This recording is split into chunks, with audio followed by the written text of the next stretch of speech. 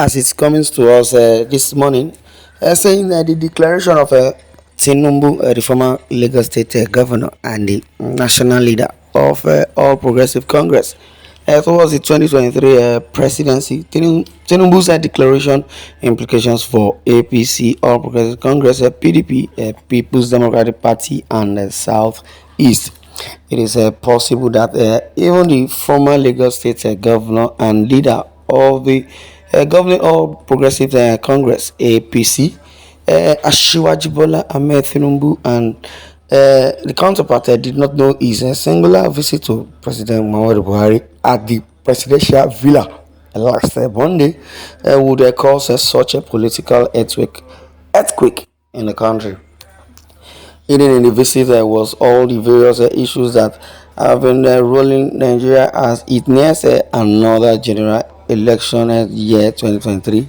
The reverberations were felt within the opposition People's Democratic Party (PDP) as well as the All Progressive Congress (APC), especially given the conversation over which between Southeast and the Southwest and Southeast should fly the party's flag in the 2023 presidential poll. It was not just about the message or being delivered, but the profile of the messenger. And that is what it is.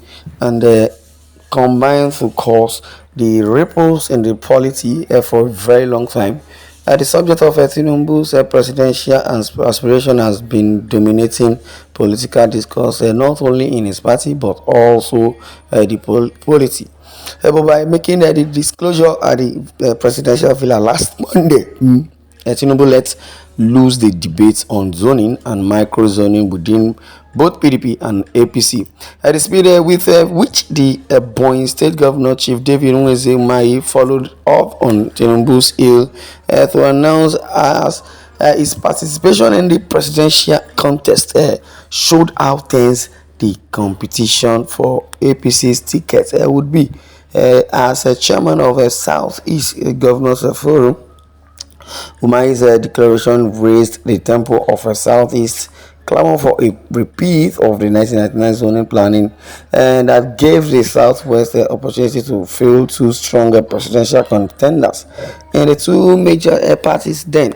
As it is, what made Umahi announcement seem as if it was in response to Tinubu's declaration was that in November 2020, when he crossed when he crossed over from opposition PDP to governing APC, the Ebonyi State Governor disclosed that that he got unmistakable intelligence that PDP was determined to sideline Southeast in the consideration of which zones gets the party's 2023 presidential ticket.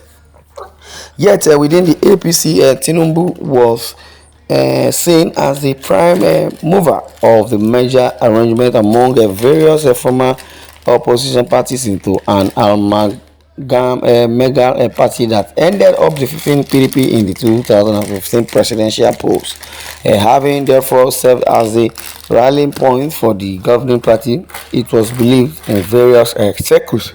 Yes. Those circles that the former Lagos State governor was positioning himself for the ultimate prize, and that is what it is. Maybe Tinubu was also said to have lost the opportunity to serve as APC's presidential running mate due to his Muslim religious background, because that would have amounted to an all-Muslim presidency in a religious sensitive country.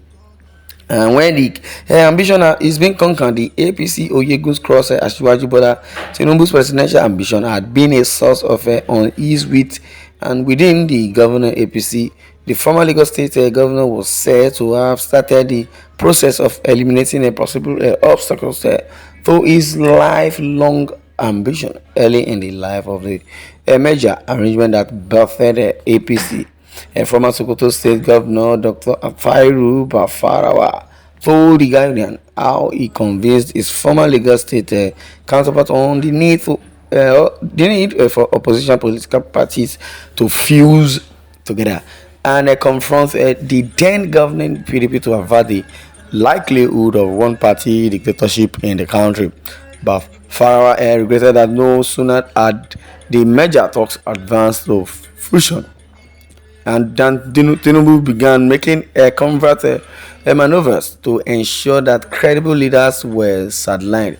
The former Sokoto State Emsman rather wondered how All Progressive Congress APC, which promised to fight corruption, decided to open its door to prominent members of the very very People's Democratic Party PDP, adjudged as corrupt and undisciplined. Yes, impunity upon impunity. But Tinubu, who had an eye on winning a strategy, was said to have supported the admission of members of a new PDP led by his long-time ally and former Vice President Atiku Abubakar, and also to weaken the ruling party and boost APC's structure and its campaign funding capacity. The entry of five incumbent governors from Adamawa, Kano, Kwara, Rivers, and Sokoto states spurred the exit of Abafarawa and Malam Ibrahim Shikarau, whose political rivals Magafakada, Wamaku, and Rabiu Kwankwaso, and also they were handed automatic leaders of the new party in their state. But while Bafarawa and Shakarau had a bitter experience early in the life of the party, a former Edo and a Kwara state Gov Chief Oyegun and Dr. Bukola Saraki respectively were later to receive the five of the leaders assigned to prepare grounds for the eventual domination of the alternative platform, which is the APC. And as it is, has been said that Saraki, who later emerged as president of the Senate in 2015, disclosed that life was made impossible for him as a chairman of the National Assembly due to his insistence alongside other APC leaders that Buhari's vice president should not be a Muslim as well. Saraki traced his trial at the Code of Conduct Tribunal for discrepancies in the asset declaration forms when he served as governor to some highly placed machinations. Further, the bickering between PDP bloc and leaders of the original legacy parties which ensued after Saraki's emergence as president of Senate was said to be orchestrated unfolding interests. The emerging Eid and Sikh in the party became evident that when Saraki fell back on a quorum provided by members elect from other parties to emerge as Senate President, just as Senator Ike Ekuremadu was also elected deputy. Yes, and also he was elected deputy to throw up a grafted APC PDP-led 8th Senate. Conversely, part of the blame for the power sharing arrangements in the Senate and House of Representatives were Honorable Yakubu Dogara from the People's Democratic Party. Yes, a wing of APC also emerged as a speaker, fell on the governing party's national chairman, Chief Oyegun. Oyegun was accused of being indulgent and beholding of some members, as well as lacking proactive leadership.